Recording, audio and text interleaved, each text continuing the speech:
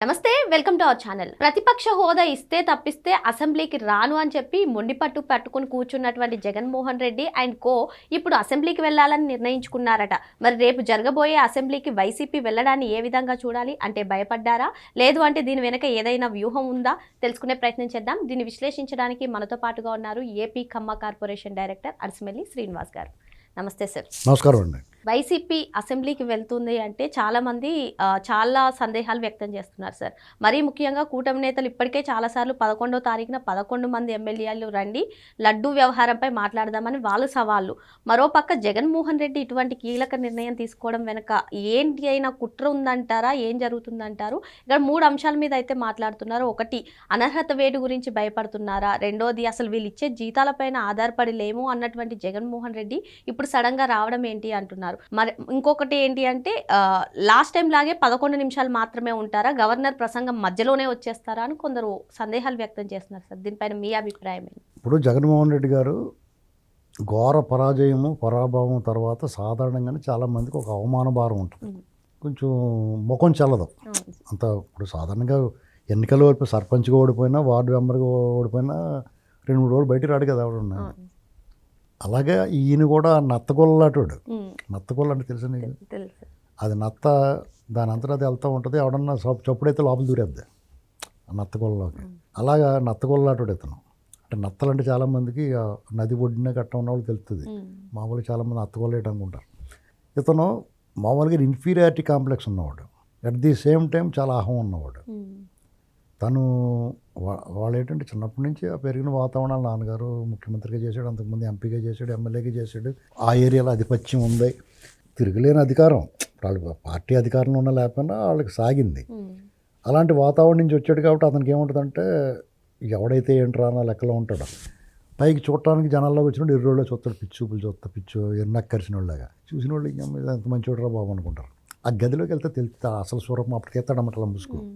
ఇలాంటి వాడికి అంత దెబ్బతలి. అంతకుముందు ఎలక్షన్లో 151 సీట్లు వచ్చి తిరుగులేదురా బాబు నాకు 30 ఏళ్ళ దాకా మనం మడతెట్టేయచ్చు అనుకున్న వాడికి ఇలాంటి అనుభవం, చేదు అనుభవంలో పరమ భయంకరమైన చేదు అనుభవం ఎదురైంది. అసలు అది ఊహించలేదు. జనాలందరికీ తెలిసిన, వాళ్ళ పార్టీలో చాలామంది తెలిసిన, మల్నాటోళ్ళు ఇతను అట్రప్లాప్ అయిపోతాడు, అడ్రస్ లేకుండా పోతాడని చెప్తున్నా కానీ అతనికి ఒక కాన్ఫిడెన్స్ ఉండేది. మనం ఎటు పరిస్థితుల్లో గెలుస్తున్నాం, మళ్ళీని ఎన్న తగ్గితో 10-20 సీట్లు తగ్గొచ్చు కానీ మళ్ళీ మనమే గెలుస్తామని కూడా వైనాట్ 175 నుండి ఏకంగా వైనాట్ కుప్పం అనేవాడు. అలాంటి వాళ్ళకి ఎప్పుడైతే బొమ్మ బొరిసి అయిపోయింది, తలుపు తీసిన వెంటనే అగాధం కనపడింది అని ఎవడన్నా కానీ అలాగే అయిపోయింది అతని పరిస్థితి. కాబట్టి అతను కొంచెం చచ్చిపోయాడు అంటారు. అసెంబ్లీ రావడానికి ముఖం చల్లలేదు. అతనికి చూస్తే ప్రతిపక్ష హోదా లేదు. ప్రజలేమో నీకు ప్రతిపక్షం కూడా అనవసరమయ్యా అని చెప్పారు. ప్రభుత్వాన్ని రిక్వెస్ట్ చేస్తే అప్పుడు చంద్రబాబు గారు కొంచెం మంచోడు కాబట్టి ఇక్కడ దాకా రానివ్వండి పర్లేదులే అన్నాడు. అడిగి రానివ్వరేమో డౌట్ వాళ్ళకి. ఇటు పోలీసు వాళ్ళు ఆపేసి ఇక్కడి నుంచి నడిచెళ్ళవయ్యా అంటారేమో. అంత దూరం నడితే ఎన్నిసార్లు చేతులు పిసుకోవాలో. మామూలుగా అయితే ఒకసారి ఇలా కాసేపు పిసుకుంటే సరిపోద్ది. అంత దూరం నడవాలంటే కొంచెం నమస్కారాలు పెడతానికి అటు ఇటు ఉంటే వరకు ఇలాగ అనుకుంటే వెళ్తాడు. అలాగంటాం లేదు. అందరూ వింతగా చూస్తూ ఉంటారు. పైగా ప్రతి ఊళ్ళ చేతిలో ఫోన్లు ఉంటాయి. ఇతను నడుచుకెళ్తాం, ఇతను శాస్త్రాలన్నీ తీసేస్తూ ఉంటారు. అది తట్టుకోలేకపోయాడు. తట్టుకోలేక అడిగితే రిక్వెస్ట్ చేస్తాడు, రానిమ్మన్నారు. వెళ్ళినట్టు అందంగా బాగానే ఇచ్చారు బాబు అనుకోకుండా నాకు చంద్రబాబు గారి తర్వాత ప్రమాణ స్వీకారం కావాలని ఆయన చేసినట్టు ఎలాగిస్తారో అడగటం కూడా అర్థం ఉండాలి కదా. సరే అదిగో అలాగే ఇవ్వలేదు అన్నాడు. తర్వాత కాసేపు ఉండి వచ్చేసాడు అనుకుంటా. ఈయన మళ్ళీ నాకు ప్రతిపక్ష హోదా ఇవ్వకపోతే అసెంబ్లీకి రానున్నాడు. ఆయన రావడం మానేయటమే కాకుండా వాళ్ళ చేత కూడా మానిపించారు. పాపం వాళ్ళందరికీ కూడా అసెంబ్లీకి కోరుకుంటారు. చాలామంది కొత్త వాళ్ళు ఉన్నారు అందులో, 4-3 పాత వాళ్ళు కానీ మిగతా వాళ్ళందరూ కొత్త వాళ్ళే కదా. వాళ్ళకి అసెంబ్లీకి వెళ్ళాలని, ఆ ఫైల్ పట్టుకుని వెళ్ళాలని, మెడలో ట్యాగ్ చేసుకోవాలని, వాళ్ళందరూ టీవీలో చూడాలని కోరుకుంటుంది. సహజంగా ఉండి కోరిక అది. అధ్యక్ష అని పిలవాలని ఉంటుంది. ఇప్పుడు కృష్ణవంశీ గారితో సినిమా వచ్చింది. అందులో తనికెళ్ళ బర్నీ గారికి ఒక కోరిక ఏముంటుందంటే అధ్యక్ష అనాలనుకుంటూ ఉంటాడు. జగపతి బాబు గారు హీరో, సాగరమో ఏదో సముద్రం ఏదో సినిమా. అలాగే వీళ్ళందరికీ మనసులో ఉంటుంది. పైగా బోళ్ళది అచీవ్మెంట్ చేసినట్టు ఎమ్మెల్యే అవుతామంటే ఏ పార్టీ తరపున గెలిచినా, గాలిలో గెలిచినా, ఎలా గెలిచినా కానీ అదొక అచీవ్మెంట్ కదా వాళ్ళకి. వాళ్ళ కుటుంబాల్లో, వాళ్ళ ప్రజలు, వాళ్ళ నియోజకవర్గం వాళ్ళు ప్రాతినిధ్యం వహించినప్పుడు ఆ అవకాశం ఉపయోగించుకుంటే కొంతమంది ఆ ప్రివిలేజ్ కోసం పాకులాడినా, కొంతమందికి ప్రజల కోసం ఏదోటి మాట్లాడడం, మన ప్రజల తరపున ఏదోటి మాట్లాడడం, అన్న తృప్తి కూడా ఉంటుంది. ఉమ్, ఇప్పుడు ఎలాంటి వాడికైనా ఆత్మసంతృప్తి కూడా కావాలి కదా. అవును. అదేమి లేకుండా చేయడం దుర్మార్గం. వాళ్ళు సరే ఇది ఎలాగ వెళ్ళనెత్తలేదు కదా అని చెప్పేసి వాళ్ళకి ల్యాప్టాప్లని అవన్నీ ఇవన్నీ కొన్ని ఉంటాయి, ఇస్తూ ఉంటారు, పెన్లు ప్యాడ్లు. వెళ్ళినప్పుడు అలా కూడా తెచ్చేసుకోవచ్చు కదా. అలాంటివి లేకుండా చేస్తే ఒకసారి వెళ్ళి అన్నీ కలిపి మూటగడ్డ తెచ్చేసుకుంటున్నారు. ఉమ్, జీతాల్లా తీసుకుంటున్నారు. ఇది కనిపెట్టిన స్పీకర్ గారు వాళ్ళు ఏం చేశారంటే, ఇది ఇలా కరెక్ట్ కాదు అబ్బాయి, మీరు 60 రోజులు కంటిన్యూగా కానీ అసెంబ్లీ జరిగిన కంటిన్యూగా మానేస్తే కనుక మీరు డిస్క్వాలిఫై అయిపోతారు. ఎక్కడో పాయింట్ పట్టుకొచ్చాడు రఘురామకృష్ణరాజు గారు. ఉమ్, అది ఎప్పటి నుంచో ఉందో దాని ఎదురు లాక్కొచ్చాడు.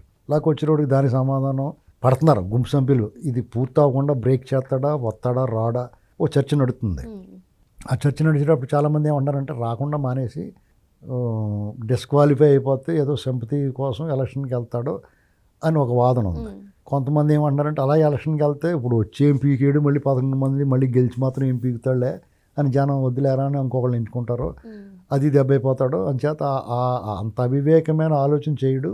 ఓసారి రామకీర్తన పాడిన తర్వాత ఆ బుర్రబని ఇప్పుడు మైండ్ డల్గా ఉన్నప్పుడు నెత్తి టింగ్ మని కొడితే మళ్ళీ లైన్లోకి వస్తారు కదా. అలాగే జనం ముట్టుకేసారు. ఉమ్, ఆ ముట్టుకేసినట్టు కొంచెం జనం లైన్లో ఉంటాడు కదా. అది కూడా ఉండదు.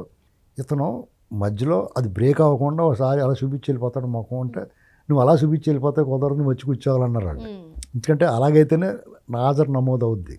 కిందకు వచ్చి అక్కడికి వచ్చి సంతకం పెట్టేసి దొంగసాటికి వెళ్ళిపోతే కుదరదు అన్నారు. అది కూడా మీరు రాకుండా నో వర్క్ నో పే అనే మాట కూడా అనేసారు. అవును. దానికి ఏమన్నాడు ఈయన, మాకు జీతాలతో బతకాల్సిన అవసరం లేదు అన్నాడు. ఎవరన్నారే జీతాలతో బతకాల్సిన అవసరం ఉన్నదని ఎవరన్నారో? మీరు మామూలుగా జీతాలతో బతకాల్సిన అవసరం లేదు, కానీ ఉమ్, మీరు అధికారంలో ఉన్నప్పుడు ప్రజల సొమ్ము తినకుండా మీరు ఉండలేరు. అన్యాయమైన అక్రమార్జన అనేటువంటిది మీకు కడుపు నిండా భోంచేసినంత తృప్తి. పైగా అధికారంలో లేనప్పుడు దాన్ని అంతా ఎక్కడ పెట్టాలి, ఏం చేయాలో జాగ్రత్తగా ఇన్వెస్ట్మెంట్లు చేసుకుని సర్దుకుని అన్నీ. ఉమ్, ఏం చేస్తున్నాం అమ్మాయి అంటే పప్పులు గిప్పులు సర్దున్నాను అంటారు కదా, ఇంట్లో డబ్బాల్లో పోసుకుంటారు కదా స్టోర్స్కి వెళ్ళి తెచ్చుకుని. అవును. అలా వీళ్ళు అధికారంలో ఉన్నప్పుడు దొబ్బేసిన డబ్బులు అన్నిటిని అధికారంలో ఉన్నప్పుడు సర్దుకుంటూ ఉంటారు అన్ని డబ్బాల్లో. నువ్వు డీమార్ట్కి వెళ్ళావనుకో రకరకాల కవర్లు వేసి ఇస్తారు కదా పప్పులు గిప్పులుని. అవును. అవి ఏం చేస్తావు, ఇంటి తెచ్చి అలా పడేవి కదా, ఉమ్, అవన్నీ డబ్బాల్లో గట్ట పోసుకుంటాం. అలా వీళ్ళు గోల్డ్ మీద, వెండి మీద, ఇలా భూముల మీద, ఆఫ్రికాలో పెట్టుబడుల కింద, ఒక లండన్లోనేమో సిరామిక్ షాపులు ఇలాంటివి పెట్టుకుని సర్దుకుంటున్నారు. అది వీళ్ళ మీద కేసులు పడిపోయి అన్నిటికి దగ్గరికి వెళ్ళిపోతున్నారు వీళ్ళు ఎక్కడెక్కడ ఏమున్నాయో. ఉమ్, ఈ ఈ అడవుల్లో వాళ్ళు జీతం మీద ఎప్పుడూ ఆధారపడరు వాళ్ళు, అసలు నథింగ్ అది. అయితే కక్కుర్తి బుద్ధి ఉంది కాబట్టి ప్రభుత్వ సొమ్ముతోటి వాళ్ళ ఇంటికి పాలు పోసి వాళ్ళు కూడా జీతం ఇప్పించేస్తారు, కూరగాయలు అమ్మి వాళ్ళు కూడా జీతం ఇప్పించేస్తారు. చూసాం మనం ఫైబర్ నెట్లోనే గట్ట మనుషులను పెట్టేసి. కాబట్టి అతను కక్కుర్తి లేదని అనుకుంటాం లేదు. 40 కోట్ల రూపాయలు ఫర్నిచర్ ఇంట్లో పెట్టుకుని సిగ్గు లేకుండా అక్కడే పెట్టుకున్నాడు. 2 లక్షల ఫర్నిచర్ కోసం కోడ శివప్రసాద్ గారు లాంటి పెద్ద మనిషిని మనం ఇలాంటి మాటలు అన్నాం, అవమానించాం. ఆయన పట్టుపోండ్రా బాబు అంటే కూడా ఆ లెటర్ని బేస్ చేసుకుని ఆయన మీద కేసు పెట్టి ఆయన అవమానం పాలు చేసి చచ్చిపోయేలా చేసాం అనేటువంటిది అస్సలు గుర్తురాదు వీళ్ళకి.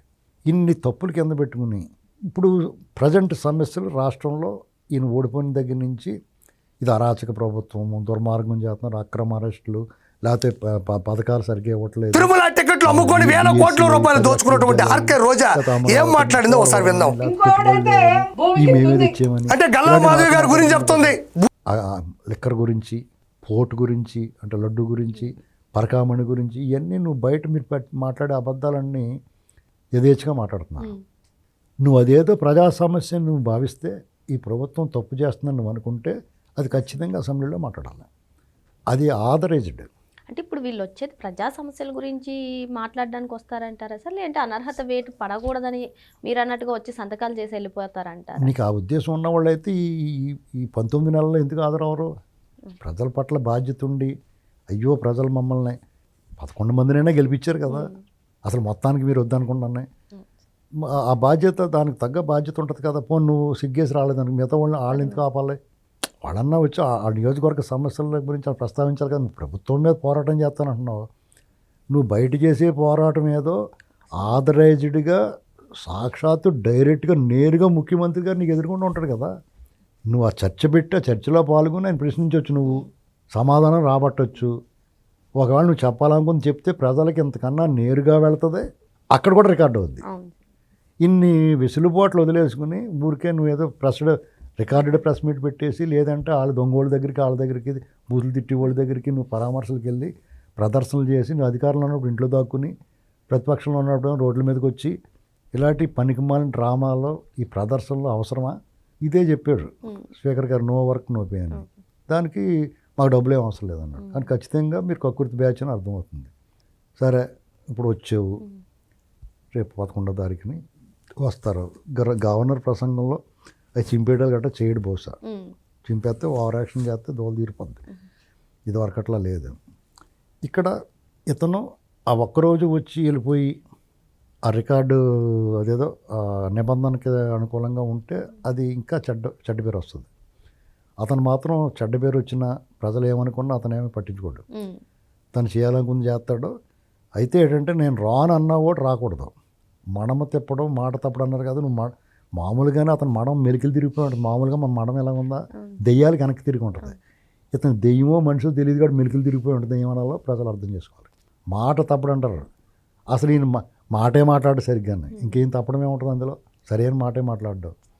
ఇలాంటి పరిస్థితుల్లో ప్రభుత్వం కూడా గౌరవ స్పీకర్ గారు, డిప్యూటీ స్పీకర్ గారు, సభానాయకుడు చంద్రబాబు నాయుడు గారు, డిప్యూటీ సీఎం పవన్ కళ్యాణ్ గారు, ఆంధ్రప్రదేశ్ మంత్రివర్గం వీళ్ళందరూ కూడా ఏం చేయాలంటే జగన్మోహన్ రెడ్డిని అసెంబ్లీ నుంచి వెళ్ళిపోకుండా మార్షల్ చేత బలవంతంగా కూర్చోబెట్టాలి. ఎందుకంటే ఎప్పుడన్నా సభా కార్యక్రమాలకు అంతరాయం కలిగించినా ఆటంకం కలిగించినా వాళ్ళందరినీ ఒకవేళ సస్పెండ్ చేసినప్పుడు కదలకపోయినా వాళ్ళు ఎత్తుకుని బయట తీసుకెళ్ళి కూర్చోబెడతారు. అదేవిధంగా ఇక్కడ రివర్స్లో ఏం చేయాలంటే ఇతను వెళ్ళిపోతానన్న వాడిని వెళ్ళిపోనివ్వకుండా కూర్చోబెట్టాలి. మీరు వెళ్ళటానికి వీలేదని ఆదేశాలు ఇవ్వాలి. పూర్తిగా చంద్రబాబు నాయుడు గారి ప్రసంగం వినాలి, పవన్ కళ్యాణ్ గారు మంత్రులు మాట్లాడేది వినాలి. నువ్వు ఒకవేళ ప్రశ్నలు వేయకపోతే వాళ్ళే ప్రశ్నలు తీసుకుని వాళ్ళే సమాధానం చెప్తారు, చచ్చినట్టు నువ్వు వినాలనేటువంటి దాన్ని బలవంతంగా కూర్చోబెట్టాలి. ఒకవేళ ఆ ఒక్కరోజే కాదు, సమావేశాలు జరిగినన్ని రోజులు కూడా ఇతన్ని వాళ్ళే బాధ్యత తీసుకుని హాజరయ్యేలా చూడాలి. దానివల్ల ఏంటంటే ప్రజలకు సందేశం వెళ్తుంది.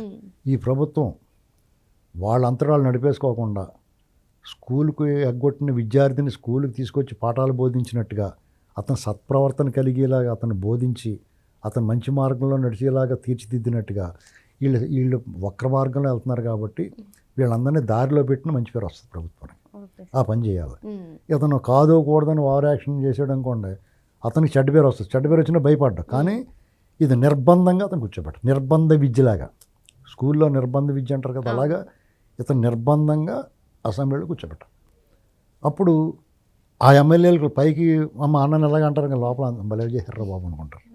ఒక్క జగన్మోహన్ రెడ్డి, అతనికి వంతపాడే కొన్ని పారితోషిక మేధావులు, విశ్రాంతి అధికారులు, మాజీ జడ్జిలు ఇలాంటి కొంతమంది ఉంటారు కదా అతనికి అనుకూలంగా ఉండేవాళ్ళు, ఐవైఆర్ కృష్ణారావు ఇలాంటి వాళ్ళు అందరూ వాళ్ళందరూ కొంచెం బాధ మాట్లాడతారు. ఇది అప్రజాస్వామ్యం అంటారు. వీళ్ళు సమాధానం వాళ్ళు చెప్తారు. ఇది జరగాలి. ఓకే సార్, మరో అంశంతో మళ్ళీ కలుద్దాం. Thank you sir.